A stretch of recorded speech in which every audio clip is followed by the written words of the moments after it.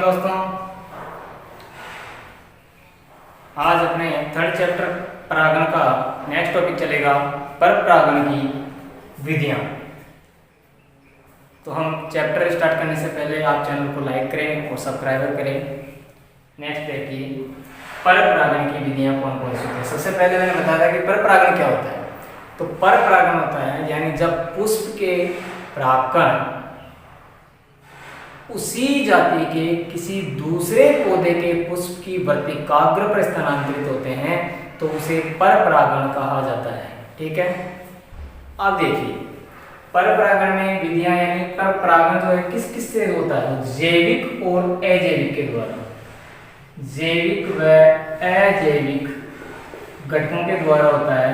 जिसमें जैविक में कौन आते हैं, ये कीट पक्षी आदि आते हैं, जो भी जीव जंतु है। और यहाँ पे आ जाएगा आपको वायु जल आदि।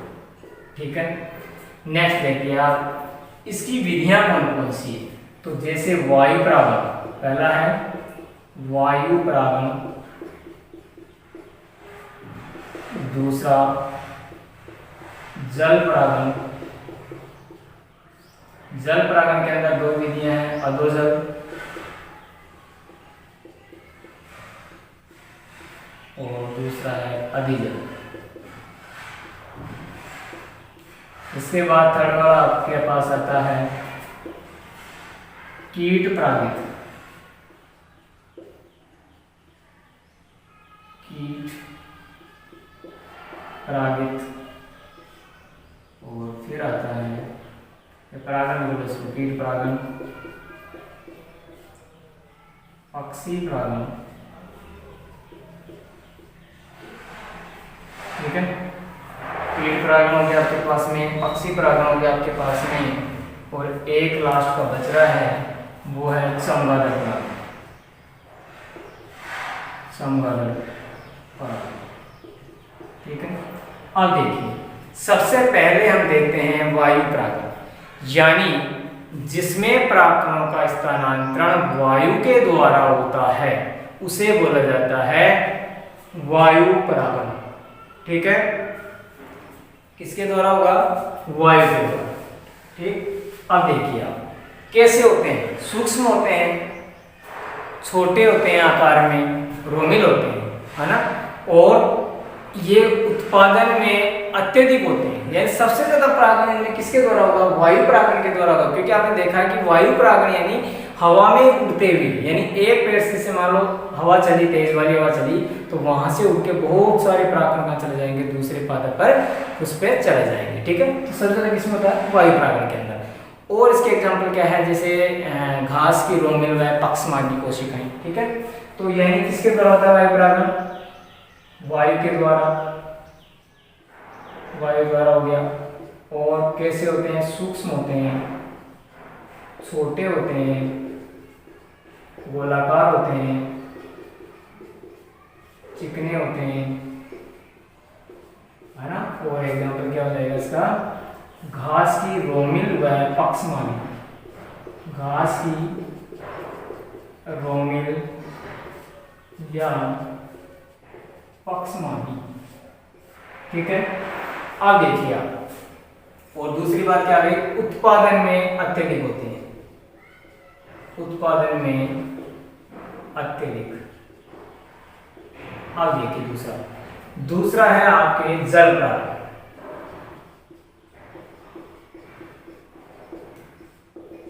यानी जहां पर परागकणों का स्थानांतरण काम किसके द्वारा हो, जल के द्वारा। परागकणों का स्थानांतरण जल के द्वारा, किसके द्वारा होगा, जल के द्वारा। ठीक है, अब देखिए ये दो प्रकार का होता है, अधिजल और अधोजल।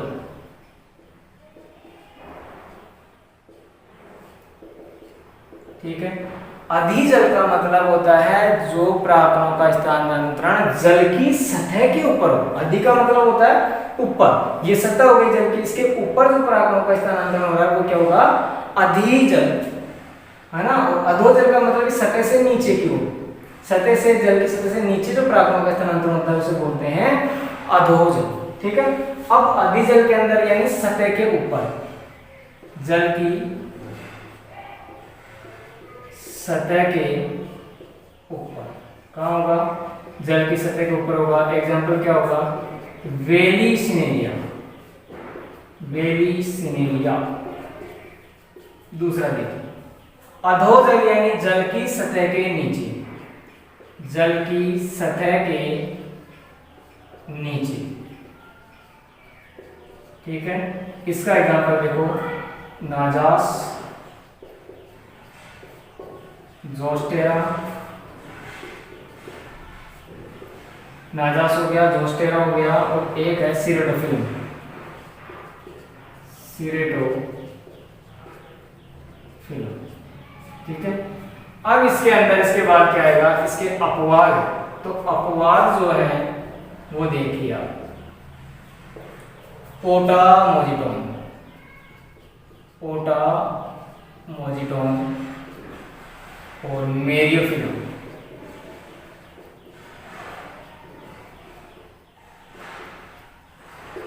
ये क्या है, वायु प्रावित होती है। कैसे होंगी, वायु प्रावित। जबकि इसमें एक है निम्फिया, जो क्या होता है, कीट परागित होते हैं। समझ में आई?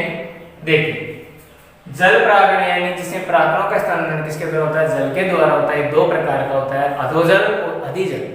अधिजल का मतलब होता है जो सतह के ऊपर, जो जल की सतह के ऊपर परागणों का स्थानांतरण होता है, उसे बोला जाता है अधिजल। और इसका एग्जाम्पल है वेली सिनेरिया।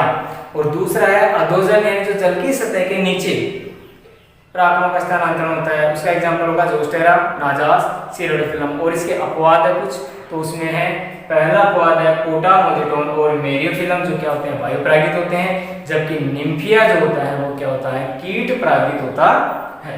नेक्स्ट देखिए आप, कीट परागण, जल का हो गया। अब देखिए आप कीट परागण।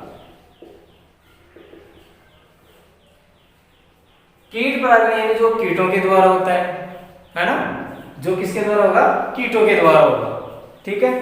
और इसके अंदर क्या होगा,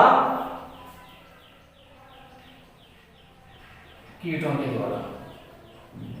और सर्वाधिक किसके द्वारा होता है, मक्खी के द्वारा होता है। सर्वाधिक परागण किसके द्वारा होगा, कौन सी, मधुमक्खी।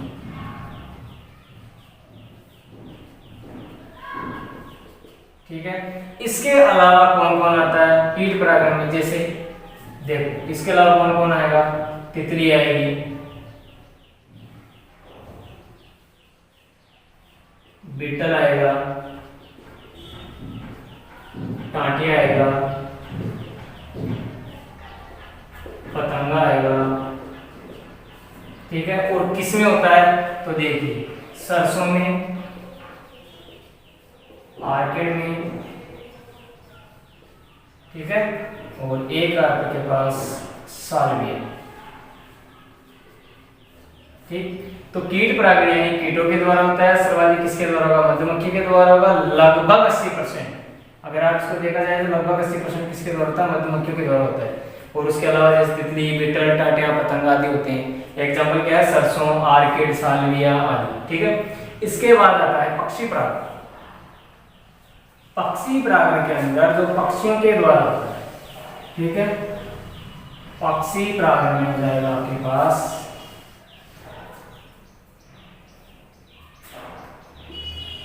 पक्षी परागण। अब ये कहाँ होता है, ये उष्ण कटिबंधीय क्षेत्रों में। उष्ण कटिबंधीय, उष्ण का मतलब होता है गर्मी वाले क्षेत्रों में, उष्ण कटिबंधीय क्षेत्रों में, ठीक है। इसमें पहला है नलिकाकार पुष्प, नलिकाकार पुष्प। और इसका एग्जाम्पल है निकोटियाना। दूसरा है नलिकाकार के बाद में प्याले नुमा,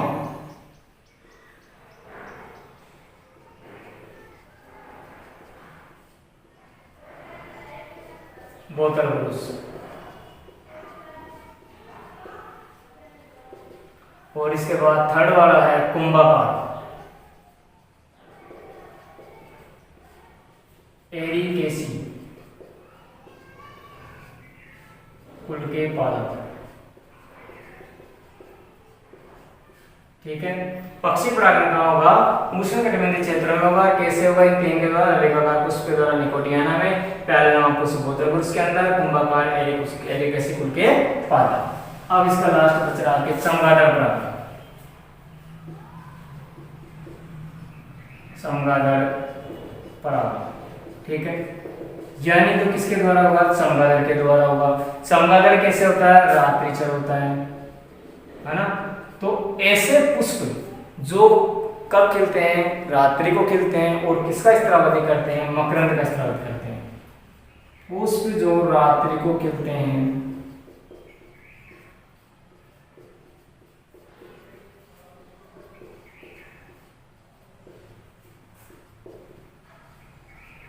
अधिक मकरंद का स्त्राव करते हैं। अधिक मकरंद का क्या करते हैं? स्त्राव करते हैं। ठीक है, एक मिनट। अधिक मकरंद का स्त्राव करते हैं। ठीक है। यानी कौन, ये मकरंद के ऊपर कौन बैठेगा? चमगादड़ बैठेंगे। और चमगादड़ बैठ पे जैसे एक दूसरे पेड़ पे जाएंगे तो क्या हो जाएगा? वहां पर परागकणों का स्थानांतरण हो जाएगा। और इसके एग्जाम्पल क्या है? कदम का पेड़, कचनार और बालंकिया। ठीक है।